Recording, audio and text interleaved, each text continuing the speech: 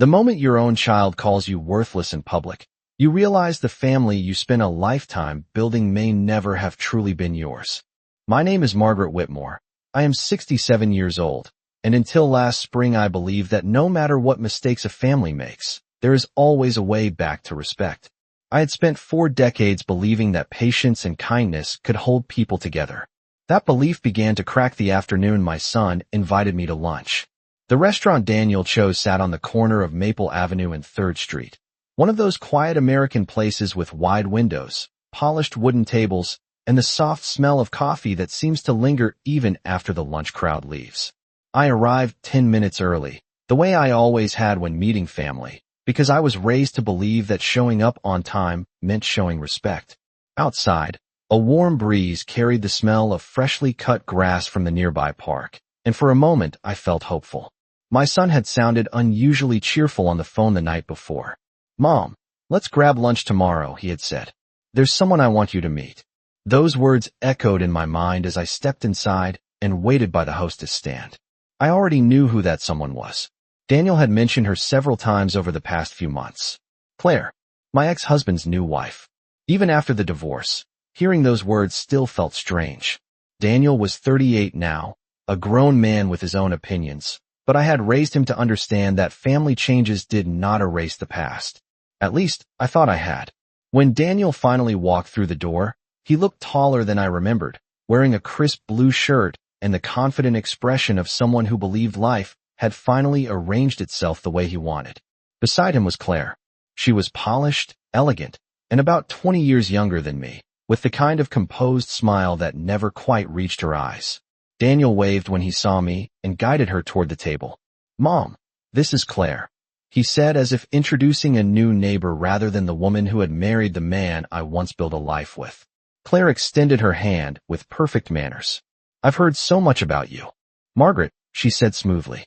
Her voice was pleasant, but something in her tone felt rehearsed, like a line practiced in front of a mirror. We sat down together, and for the first few minutes everything appeared normal. The waitress poured water into our glasses. Daniel talked about work. Claire complimented the restaurant. I listened, smiling politely, trying to convince myself that this lunch was simply a step toward peaceful family gatherings in the future. After all, life moves forward. Children grow up. Marriages end. New people enter the picture. I had spent years telling myself that accepting change was the only way to keep a family intact. What I did not realize, as the sunlight streamed across the table and the quiet clatter of dishes filled the room, was that this lunch was not about reconciliation at all. It was about something far colder. Something that would reveal exactly how my son saw me now. And before that afternoon was over, the words Daniel would say in that crowded restaurant would change the way I looked at my own family forever. For the first few minutes, lunch moved along with the kind of careful politeness people use when they are trying to avoid stepping on something fragile. Daniel ordered a grilled chicken sandwich and iced tea. Claire chose a salad with salmon, and I asked for a simple bowl of soup because I had never been someone who needed much to feel satisfied. The waitress smiled warmly and wrote everything down before leaving us with the quiet hum of conversations from other tables.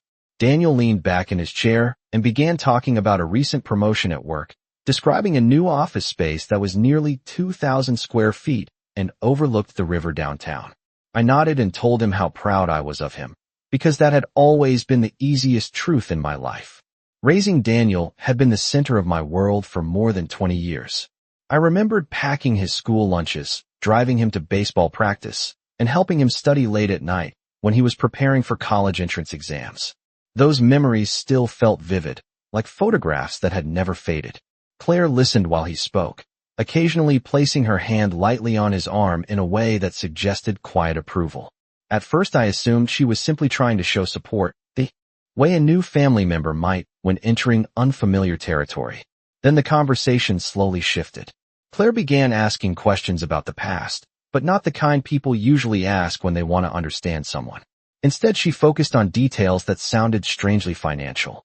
She asked about the house Daniel had grown up in, the one on Willow Creek Drive with the wide front porch and the maple tree in the yard. She wondered out loud whether it had increased in value over the years. She asked about my retirement and whether I still managed the small investment account that my former husband and I once shared. Her voice remained calm and pleasant, but each question felt like a gentle tap on a locked door, as if she was testing which parts of my life might open. Daniel watched me carefully as she spoke, and something in his expression seemed different from the warm smile he had worn when he first arrived. It was the look of someone measuring a situation rather than enjoying it. I answered politely because that is what I had always done in uncomfortable moments. I told them that the house had indeed grown in value, and that the neighborhood had become one of the most desirable areas in town. I explained that after the divorce I had continued managing my own finances, just as I had for many years before. Claire nodded thoughtfully, stirring the dressing on her salad while listening. That must have taken a lot of discipline, she said. Not everyone knows how to manage those things well. The words sounded harmless, but the tone carried a subtle weight, as if she were presenting herself as someone who understood money in a way others did not. Daniel chuckled softly and leaned forward. Claire is amazing with financial planning, he said. She has helped Dad organize everything since they got married. I noticed the way he emphasized the word everything, as though it represented more than simple paperwork. Around us, the restaurant continued its ordinary rhythm. A couple at the next table laughed quietly over a shared dessert. Plates clinked against countertops near the kitchen. The sunlight coming through the window had shifted slightly, casting long lines across our table. Yet beneath the calm surface of that afternoon conversation, something sharper had begun to form. Claire continued asking questions that circled the same subject, in different ways, and Daniel seemed increasingly comfortable letting her lead the discussion. Eventually, she set her fork down and looked directly at me with a thoughtful smile. It must be difficult keeping track of all those responsibilities at your age, she said gently. Sometimes families need someone younger to help organize things. The words hung in the air between us, polite enough to pass as concern, but pointed enough to suggest something else entirely. I felt Daniel's eyes on me again, waiting for my reaction, and for the first time that afternoon I realized this lunch had been arranged with a purpose. What I did not yet know was how quickly that purpose would reveal itself, or how openly my own son was about to speak when the conversation took its final turn. Claire's comment lingered in the air like a faint echo that refused to fade. I kept my hands folded on the table, my fingers resting lightly against the smooth wooden surface, while Daniel watched me with an expression that was no longer warm or welcoming. It was the look of someone waiting to see whether a quiet suggestion would turn into a real conversation. For a moment, I simply smiled politely, the way people do when they are not sure whether a remark was meant as kindness or criticism. I have managed just fine so far, I said calmly. My voice sounded steady, though inside I felt the subtle shift that happens when a pleasant afternoon begins turning into something else entirely. Claire nodded as if she respected the answer, but the small smile on her face carried a trace of satisfaction, like someone who believed the conversation was moving exactly where she wanted it to go. Daniel picked up his glass of iced tea and took a slow sip before leaning forward again. "Mom," he said, speaking with the casual tone of someone introducing a practical idea. "Claire has been helping Dad organize a lot of things lately. Investments, property paperwork, retirement planning. Stuff like that." I listened without interrupting. Daniel had always liked presenting his thoughts step by step, as if explaining them slowly would make them impossible to question. Claire remained quiet now, allowing him to continue. "We were just thinking," Daniel added, glancing briefly toward her for approval, "that maybe it would be easier if someone helped you manage things too. You. No, just to make sure everything is handled the right way." The words sounded polite on the surface, but something beneath them felt unmistakably different from concern. It sounded more like a proposal being introduced carefully, the way someone might suggest rearranging furniture in a house that does not belong to them. I set my spoon down beside my bowl of soup and looked at my son across the table. For a second, I saw a flash of the boy he used to be, the child who once asked me to help build a science project late at night because he wanted everything to be perfect for school the next morning. But the man sitting there now looked at me with a kind of quiet impatience, as though he expected me to understand a truth that I had somehow been too slow to accept. "Daniel," I said gently, "I appreciate the thought, but I have taken care of my finances for a very long time." Claire tilted her head slightly and folded her hands together on the table. "Of course you have," she replied smoothly. "But sometimes it helps to have someone with fresh perspective. Someone who understands the current market, the paperwork, the legal details. It can become overwhelming. The way she said overwhelming sounded almost sympathetic, but I noticed Daniel nodding as if he completely agreed. Claire is really good with this stuff, he added. She helped Dad restructure a lot of things. Honestly, it has made a huge difference. Around us, the restaurant continued its calm afternoon rhythm. The waitress passed by carrying a tray of drinks for another table. A soft country song played quietly through the speakers above the bar. To anyone watching from across the room, we probably looked like three family members having an ordinary conversation about practical matters. But the atmosphere at our table had grown noticeably heavier, like the air just before a summer storm. Claire leaned back slightly in her chair and studied me with that same composed smile.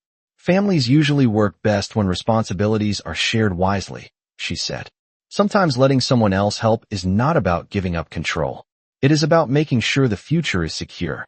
Daniel nodded again, this time more firmly. Then he placed his glass down on the table with a soft tap and looked directly at me, his expression suddenly sharper than. It had been all afternoon. I felt the moment shift, the way conversations sometimes move from suggestion to declaration without warning. And before I could respond, my son spoke again, this time with a tone that carried none of the careful politeness he had used before. Daniel's voice changed in a way that made the entire table feel suddenly smaller. The calm tone he had used only moments before disappeared, replaced by something sharper and far less patient. Mom, he said slowly, leaning forward with both elbows resting on the table. You have to understand that things are different now. His eyes held mine with a firmness that felt strangely unfamiliar, as though I was no longer speaking to the boy I had raised, but to someone who had already decided how this conversation would end. Claire remained silent beside him, but I could see the faint curve of satisfaction on her lips as she watched him speak. Different how? I asked quietly. I did not raise my voice, and I did not show the sudden tightening in my chest. Years of motherhood had taught me that reacting too quickly rarely helped the situation. Daniel exhaled slowly, as if the answer should have been obvious. You are not really keeping up with how things work anymore, he said. The market changes, taxes change, property laws change. Dad realized that when Claire started helping him. Claire lowered her eyes modestly, though the smile on her face did not disappear. I only try to make sure things stay organized, she said softly. Daniel nodded toward her, as if presenting proof. Exactly. That is what I am talking about. She knows what she is doing. I felt the meaning beneath those words before he even said it. It was not really about paperwork or investments. It was about authority. It was about deciding who was capable and who was not. The waitress passed by our table again and asked politely if everything was all right. Daniel gave her a quick smile and said yes without hesitation, as though nothing unusual was happening. But the moment she walked away, his expression hardened again. Mom, let us be honest for a second, he continued. You are 67.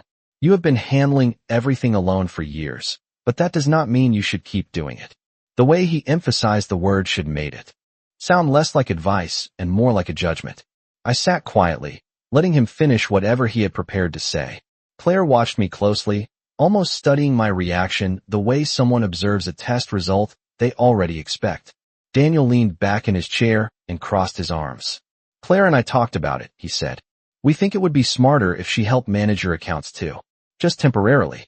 Until everything is properly organized. There it was. The real proposal, finally spoken out loud. It hung in the space between us like an official announcement. I noticed that Daniel did not ask what I thought. He simply stated the idea as though it were the logical next step. I folded my hands together again, keeping my posture calm even though my mind was beginning to connect pieces that had not been obvious earlier. Claire tilted her head slightly, her voice gentle but confident. It would not mean you lose control, she assured me. It would simply make things more efficient for everyone. Daniel nodded again, but this time his patience seemed thinner. Mom, you have to face reality, he said. You built a good life, sure. But that was a long time ago.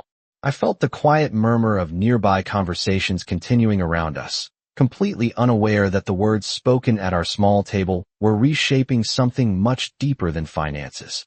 Daniel leaned forward one more time, his voice rising just enough for the firmness to become unmistakable. The truth is, he said bluntly, you are not really the one people trust to handle things anymore. For a brief moment, the restaurant noise seemed to fade behind those words. Claire remained perfectly still beside him, watching me with calm interest, as if waiting for the moment when I would finally realize the role they had already assigned me. And then Daniel said the sentence that would echo in my mind long after that afternoon ended. Daniel did not hesitate after that final pause. His voice rose just enough that a few people at nearby tables glanced in our direction before returning to their meals. "You are not really the one people trust to handle things anymore," he said, his tone firm and blunt in a way that left no room for misunderstanding. I felt the words settle over the table like a cold wind, but I kept my posture calm, my hands still folded in front of me. For a moment, I studied my son's face, noticing how certain he looked, how confident he seemed that what he had just said was perfectly reasonable. Claire sat quietly beside him, her back straight and her expression composed, as though this moment had unfolded exactly as she expected. Daniel continued before I could respond, leaning slightly closer across the table. "Mom, you have to be realistic about this," he said. "Claire understands finances better than anyone I know. She has helped Dad organize everything. Investments, retirement accounts, property planning. She has turned his whole situation around." Claire gave a modest smile and lowered her eyes as if she did not want attention, though the gesture looked carefully practiced. Daniel glanced toward her again before looking back at me. "Honestly, it is impressive," he added. "And that is why we thought it would be better if she helped you too." The word better carried a weight that was impossible to ignore. It sounded less like a suggestion and more like a correction to something they believed I had done wrong. I remained quiet, allowing him to keep speaking. Over the years I had learned that people reveal far more when they believe they are explaining something obvious. Daniel rested his forearms on the table and shook his head slightly, as if disappointed that the situation even needed discussion. "You built a life, sure," he said. "But that does not mean you are still the one who should be making all the decisions." Claire gently placed her hand on his arm in what looked like a calming gesture, though she did not actually stop him from continuing. "Daniel only wants what is practical," she said softly. "Families should help each other, especially when someone might be struggling to keep up." I noticed the choice of words carefully. Struggling. The implication hung between us like a quiet accusation. Daniel nodded again, clearly encouraged by her support. Then his voice rose just enough that the firmness turned into something sharper. "Mom, let us stop pretending here," he said. "You are not exactly the one people rely on anymore." I lifted my eyes to meet his, still calm, still silent. Something about my lack of reaction seemed to frustrate him. He leaned back in his chair and gave a short, dismissive laugh. "You know what I mean," he added. "Dad's new wife understands how things work. She actually brings value to the situation." Claire shifted slightly beside him, her smile returning, quiet but unmistakable. Daniel looked directly at me then, his patience gone, and said the sentence that seemed to release everything he had been holding back. "You are worthless, Mom," he said flatly. "Dad's new wife is not." The words landed in the center of the table with a weight heavier than anything else spoken that afternoon. A couple seated 2 tables away briefly turned their heads, sensing the sudden tension. I heard the faint clink of silverware from the kitchen and the distant hum of a coffee machine behind the counter. Yet at our table, everything felt completely still. Claire did not interrupt him this time. She simply watched me with calm curiosity, as if observing how someone might react when they are finally told the truth they have avoided hearing. Daniel waited as well, his expression confident, almost challenging. Perhaps he expected anger. Perhaps he expected tears. Perhaps he expected me to defend myself. Instead, I slowly reached for my glass of water, took a small sip, and placed it back on the table without saying a single word. The silence that followed seemed to confuse them both, though neither one realized that my quiet reaction was not weakness at all. It was simply the beginning of something neither of them had anticipated. I kept my eyes on the glass of water for a moment after Daniel finished speaking, letting the silence stretch longer than either of them seemed comfortable with. The restaurant continued its quiet rhythm around us, but the space at our table had become strangely heavy. Daniel shifted in his chair, clearly expecting some kind of reaction. Claire watched me with the same calm expression, though I noticed the faint curiosity in her eyes, as if she was studying how someone would respond after being spoken to that way. I slowly set my glass down and folded my hands together again, the way I had done earlier in the conversation. Years ago, when Daniel was a child, He once lost his temper during a baseball game and shouted at a teammate who missed an easy catch. I remembered kneeling beside him afterward and telling him that words spoken in anger often say more about the person speaking than the person hearing them. That memory returned to me now with surprising clarity. Daniel was no longer a frustrated 10-year-old on a dusty field, but the lesson seemed just as relevant. I looked at him calmly and gave a small, polite nod, as though he had simply finished explaining a business idea rather than delivering an insult. That reaction seemed to confuse him. His brows tightened slightly, and he glanced toward Claire before speaking again. "Well?" he asked, clearly expecting something more dramatic than silence. I adjusted the sleeve of my jacket and reached for my napkin, dabbing the corner of my mouth even though there was nothing there. "Lunch is very good here," I said quietly, glancing toward the kitchen area where the waitstaff moved between tables. Daniel blinked as if he had not heard me correctly. Claire's smile flickered for a brief second, the only sign that my response had disrupted whatever expectation she had formed about this moment. Daniel leaned forward again, frustration creeping into his voice. "Mom, did you even hear what I said?" he asked. I met his eyes again and nodded once more. "Yes, Daniel," I answered calmly. I heard every word. The calmness in my voice seemed to irritate him more than anger would have. He exhaled sharply and shook his head as though he could not understand why I was not reacting the way he had predicted. Claire stepped in then, her voice smooth and careful. "Daniel is only trying to be honest," she said. "Sometimes honesty can feel uncomfortable, but it is better than pretending everything is fine." I looked at her briefly and gave a polite smile, the kind people use in conversations that have clearly reached their end. "Honesty is important," I replied softly. Daniel tapped his fingers against the table, the impatience now obvious. "So you agree then?" he pressed. "You will let Claire help manage your accounts?" The question hung in the air, but I did not answer immediately. Instead, I reached for my purse and carefully placed my napkin beside my bowl. Then I stood up from the table, smoothing the front of my jacket with the same calm movements I had used for decades whenever leaving a restaurant after a quiet meal. Daniel stared at me in confusion. "Wait, Mom, where are you going?" he asked. I looked down at both of them. My voice still gentle, still steady. "I think lunch is finished," I said.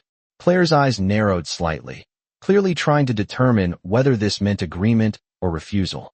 Daniel pushed his chair back halfway, uncertain whether to stand. "That is it?" he asked incredulously. "You are just leaving?"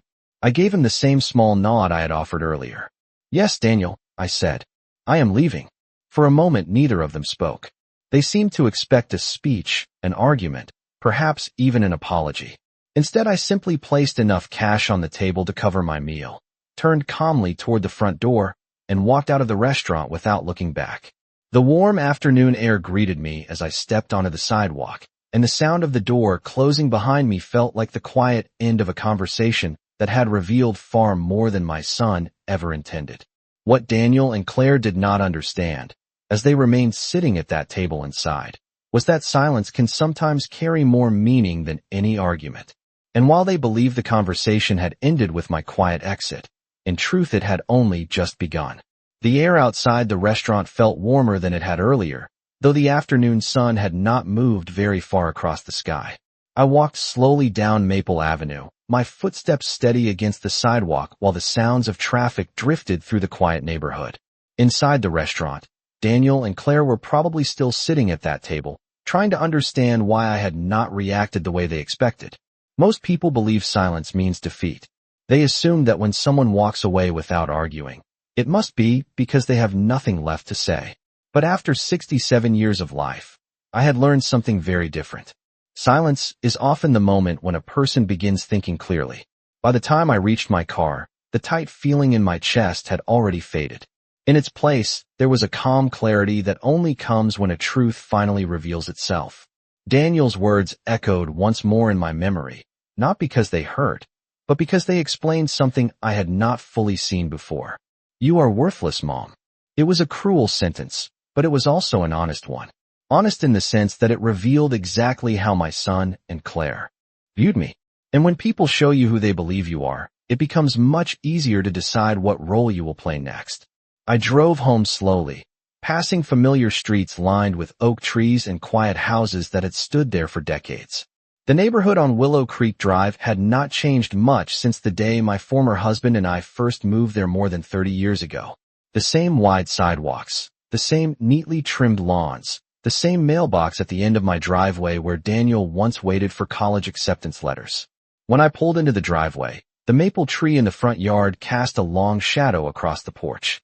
For a moment, I simply sat in the car, looking at the house I had worked so many years to maintain. Daniel and Claire believed something very specific about this house and about everything connected to it. They believed the story was simple. They believed the woman they called worthless had built her life around things she no longer understood. They believed control had quietly shifted to younger hands. The truth, however, was far more complicated than they imagined. I stepped inside the house and placed my purse on the kitchen counter before pouring myself a glass of iced tea. The quiet of the room felt peaceful, the kind of stillness that makes it easier to think without interruption. My phone buzzed once against the counter. Daniel's name appeared on the screen. I watched it ring until the call stopped, then placed the phone face down again. A few seconds later it buzzed once more. This time it was a message. I did not open it. There would be time for that later. Instead, I walked down the hallway toward the small study at the back of the house, the room where I kept my files and paperwork organized in a tall wooden cabinet beside the desk. Daniel believed that Claire understood finances better than anyone else. He believed she had reorganized his father's life in impressive ways. Perhaps that was true, but what he did not know was that my own affairs had been carefully organized for many years, long before Claire ever entered the picture. I opened the cabinet and looked at the neatly labeled folders inside. Property records, investment statements, legal documents, everything exactly where it needed to be. The quiet confidence I felt in that moment had nothing to do with pride. It came from knowing something my son clearly did not. The story Daniel believed about my life was not the real one. And if he thought the conversation at lunch had been the end of this situation, he was about to learn that it had only been the beginning. I stood in the quiet study for several minutes, looking at the cabinet that held the records of a life most people believe they understood. The folders were arranged in careful order, each label written clearly so that nothing would ever be misplaced. I had learned many years ago that organization brings a kind of calm that money alone never can. Daniel believed Claire had introduced structure and intelligence into his father's finances, and perhaps she had. But what my son had never truly noticed was that the stability of his childhood had come from the same habits I still practiced every day. I closed the cabinet gently and sat down at the desk, placing my glasses on the bridge of my nose before opening the top drawer. Inside was a small leather notebook where I kept a record of important conversations and decisions. It was not something anyone else knew about, and I preferred it that way. Memory can be unreliable when emotions are involved, but written facts remain steady. I flipped through the pages slowly until I reached the most recent notes about my investments, the house on Willow Creek Drive, and the trust one had established several years earlier. Daniel had been the beneficiary of many thoughtful plans I made long before he ever wondered how those plans existed. When he was young, every decision I made was meant to give him security. The college fund, the insurance policies, the retirement accounts, the quiet investments that grew year after year without drawing attention. None of those choices were accidents. They were the result of patience and discipline, two qualities that rarely impress people who believe success happens quickly. My phone buzzed again on the desk beside me. This time I picked it up and looked at the message Daniel had sent earlier. The screen showed only a short line of text. He wrote that I had overreacted by leaving lunch and that Claire and he were only trying to help. The message ended with a sentence, suggesting that I should think carefully before making any decisions about my finances without consulting them. I read the words twice before setting the phone down again. It was not anger I felt. It was clarity. Daniel had convinced himself that authority naturally belonged to the person who spoke the most confidently in a room. Claire seemed to share that belief. But real control rarely announces itself so loudly. I opened another drawer and removed a thin folder containing the contact information for several professionals I trusted. One name stood out immediately: Richard Hallbrook, the attorney who had helped me structure the legal protections around my assets years earlier. Richard was the kind of lawyer who believed in preparation long before problems appeared. That was why I had chosen him. I checked the time on the clock above the desk. It was just after 3 in the afternoon, still early enough for a phone call. For a moment, I considered waiting until the next morning, but then I remembered Daniel's voice in the restaurant and the certainty behind his words. People who feel entitled to something rarely wait politely. They act quickly because they believe the outcome already belongs to them. I dialed Richard's number and listened to the steady ringing tone until he answered. His voice was warm and professional, the same voice that had guided me through many careful decisions over the years. I greeted him calmly and explained that I wanted to review several documents related to my property and financial arrangements. Richard did not ask unnecessary questions. He simply suggested that I come by his office the next morning so we could look at everything together. When the call ended, I placed the phone back on the desk and leaned back in the chair, letting the quiet room settle around me once more. Daniel and Claire believed the story of my life was already written. They believed the woman who left that restaurant without arguing had nothing left to protect. But the truth was that the most important decisions I would make for my future were only just beginning. The next morning arrived with the same quiet calm that often follows a storm people do not yet realize has passed. Sunlight filtered through the tall windows of the study as I finished my coffee and prepared to leave the house. Willow Creek Drive was peaceful at that hour, the kind of neighborhood where people watered their lawns before work and waved politely to neighbors walking their dogs. I drove toward Richard Holbrook's office downtown, the familiar streets passing slowly outside my window. The building where his firm was located stood 12 stories tall, a modern glass structure that reflected the clear blue sky above the city. I parked in the garage, took the elevator to the 7th floor, and stepped into the quiet reception area where I had visited many times before. Richard greeted me warmly when his assistant led me into his office. He had always been the kind of man who listened carefully before offering any advice, and that morning was no different. I explained the conversation from the previous afternoon, repeating Daniel's words exactly as he had spoken them. Richard did not interrupt, though I noticed the thoughtful expression on his face as he considered the situation. When I finished, he leaned back slightly in his chair and folded his hands together. He reminded me of something we had discussed years earlier when we first structured my financial plans. Control over property, investments, and estate decisions belonged entirely to the person whose name was legally attached to them.